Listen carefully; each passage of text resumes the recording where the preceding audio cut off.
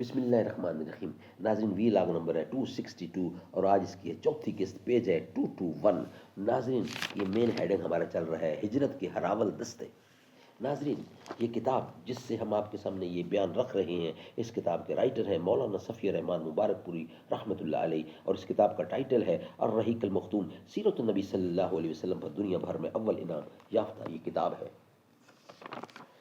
ناظرین رابطہ عالمی اسلامی مکہ مکرمہ کے زیر اہتمام منعقدہ سیرت نگاری کے عالمی مقابلے میں اول آنے والی عربی کتاب کا اردو ترجمہ ہے یہ۔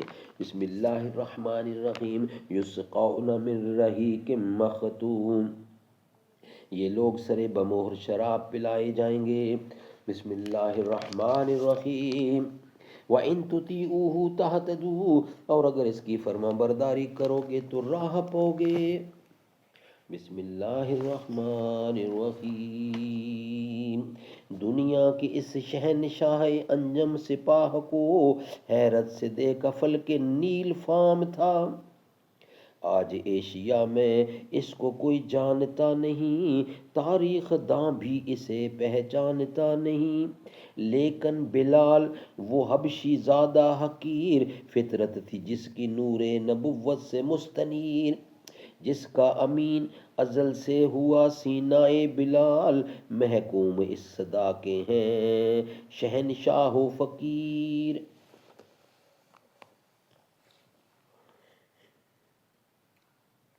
ناظرین وی لاگ نمبر ہے 262 اور اس کی ہے چوتھی قسط جو ہم آپ کے سامنے رکھ رہے ہیں۔ ناظرین 221 نمبر پیج ہے، اس پر یہ بقیہ حصہ ہے۔ ہشام اور عیاش کفار کی قید میں پڑے رہے۔ جب رسول اللہ ہجرت فرما چکے تھے تو آپ نے ایک روز کہا، کون ہے جو میرے لیے ہشام اور عیاش کو چھڑا لائے؟ ولید بن ولید نے کہا، میں آپ کے لیے ان کو لانے کا ذمہ دار ہوں۔ پھر ولید خفیہ طور پر مکہ گئے اور ایک عورت نے جو ان دونوں کے پاس کھانا لے جا رہی تھی، اس کے پیچھے پیچھے جا کر ان کا ٹھکانہ معلوم کیا۔ یہ دونوں ایک بغیر چھت کے مکان میں قید تھے۔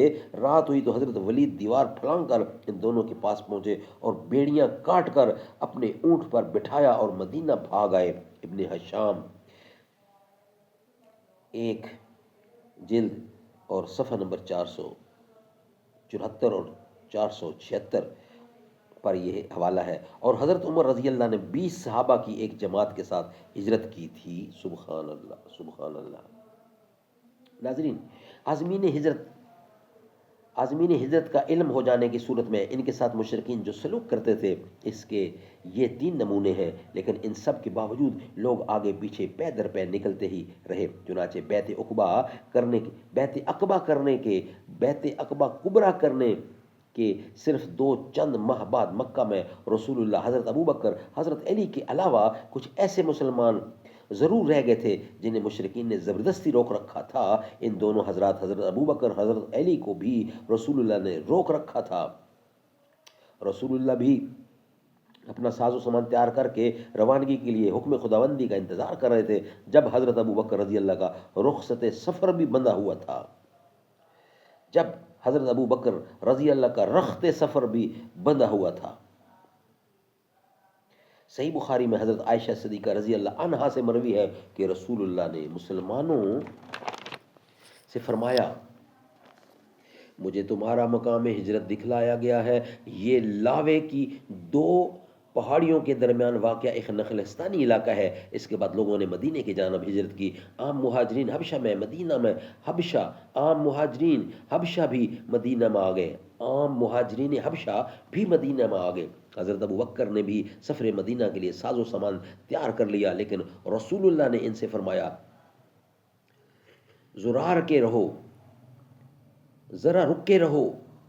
حضور اکرم نے فرمایا، ذرا رک کے رہو کیونکہ توقع ہے مجھے بھی اجازت دے دی جائے گی۔ ابوبکر صدیق نے کہا، میرے باپ آپ پر فدا، میرے ماں باپ آپ پر فدا، کیا آپ کو اس کی امید ہے؟ آپ نے فرمایا ہاں۔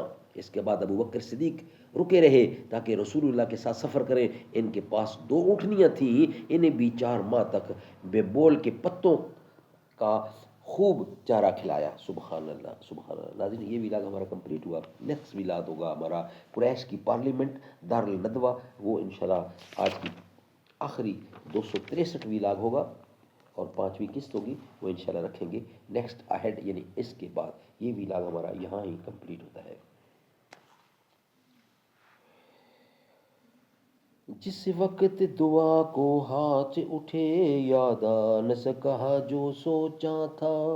اظہار عقیدت کی دھن میں اظہار تمنا بھول گیا. پہنچا جو حرم کی چوکھٹ تک، ایک ابر کرم نے گھیر لیا. باقی نہ رہا پھر ہوش مجھے، کیا مانگ لیا کیا بھول گیا. جس وقت برستی ہے رحمت کعبے میں جمی، اللہ اللہ خاکی ہوں کتنا بھول گیا. آسی ہوں کتنا بھول گیا. کعبے پہ پڑی جو پہلی نظر